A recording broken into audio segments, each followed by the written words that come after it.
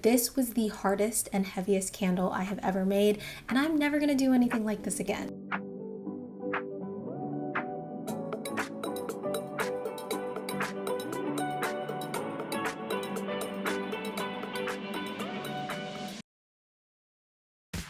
I keep getting these ads for huge candles that cost hundreds of dollars, and I don't know who's out there spending $500 on a single candle. Whoever you are, I'm very happy for you.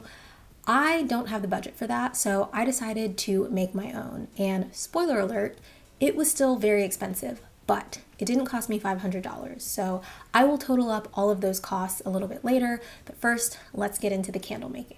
Since I'll be burning this candle until the end of time, I knew that the fragrance would be very important, and I wanted to avoid anything seasonal. This candle is gonna last me months on end, so I went with a Fruit Loops fragrance oil because I thought that that sounded fun, and I had never tried this brand before, but I had seen a lot of other candle makers recommending it, and I'm glad I took the risk because I love this fragrance oil. It smells just like a bowl of Fruit Loops, which might not be your thing, but for me, that's a good thing.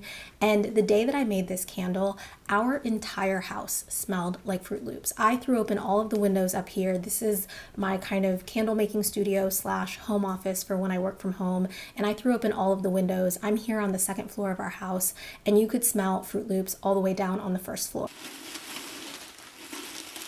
I went through 4 jars before I found this one, which was big enough to make the candle that I was envisioning, but also had glass thick enough to safely make a candle that's definitely going to generate a lot more heat than a regular candle. If you want to calculate how much wax to use in any container, just fill it up with water to the point where you want the wax to go, and then weigh the water. You'll multiply the water weight by 0.86, and that will give you the wax weight. I needed a lot of wax for this project, so I ordered an 11-pound slab, and I actually ended up using about 10 pounds of this, which still blows my mind, but I'm trying not to think about how much money I spent on this one candle.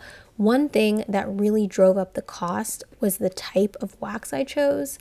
I could have saved a lot of money by going with soy or paraffin, but I actually hate 100% soy wax candles. I've made enough candles to know that soy wax just tends to look ugly after the first burn, and in my opinion, it doesn't hold fragrance as well as other wax types. So I went with a coconut apricot wax blend for this candle, and it was definitely the most expensive part of the candle. It's a higher priced wax than something like soy or paraffin or beeswax, but it holds fragrance really well. It looks really beautiful, and I'm happy that I spent the extra money on this type of wax. In my opinion, the hardest part about making a big candle is figuring out how many wicks to use. So I did a little test with one of the wicks to see how big the melt pool was. I just poured a little wax into an empty candle jar, and I let this candle burn for about 2 hours. And based on this test, I estimated that I would need about 6 wicks to burn the entire surface of the candle. To make sure that the outer wicks were equally spaced apart, I just used a printout of a circle with 5 equal slices, and this worked pretty well. I hate having to measure a candle container, get out my ruler, and do math, so I usually just print something out from Google Images and slide it under my container. That's the beauty of using a clear candle jar. It's honestly why I don't use more solid candle jars, because it just makes placing wicks so much easier. I ran out of wick stickers a while ago, so I had to use a hot glue gun for this project, but it worked perfectly, so no complaints there. When I'm making a normal size candle, I center my wicks with a wick bar, but after I realized that these wicks weren't tall enough to be propped up with anything, I had to figure out a way to stand them up with something that would dip down into the container to hold them in place. So I used string.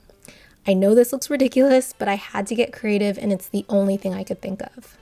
These wicks were almost tall enough to match the height of the container, but what I needed were wicks that were slightly taller than the container.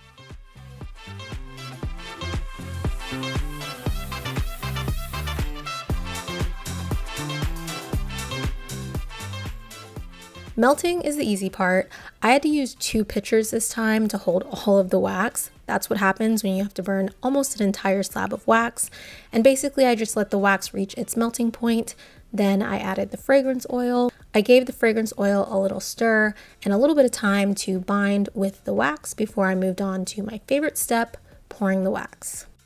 if you want to attempt this candle and you'd like a little bit more detail about how I did it, some extra tips, tricks, and links to everything I used, I'm going to leave a link in the description box below to the blog post that I wrote about this. If you either want to attempt this candle or you are someone who likes candles as much as I do, it is a candle blog. I am clearly very obsessed. I've made a lot of candle making videos on this channel. I know I post very sporadically, but when I have been posting over the last few years, most of the videos have been about candles. So I promise my next video I think is going to be a jewelry making video. If you guys have any requests or anything else you would like to see, if you're getting tired of candles, that's okay too. Let me know in a comment down below. But as I said, I will leave a link to the post down below.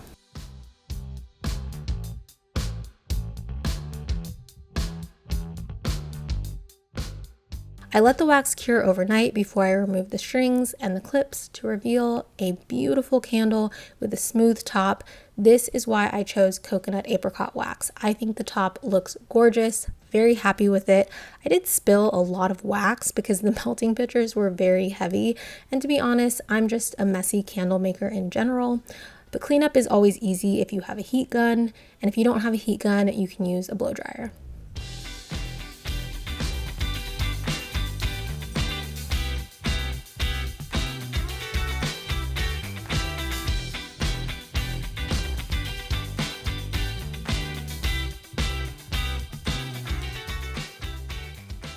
I also designed a label because apparently I have too much time on my hands and I want it to be a little extra.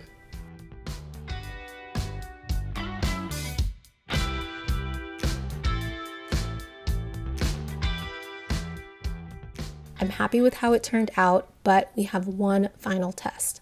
I have to make sure that I chose the right number of wicks.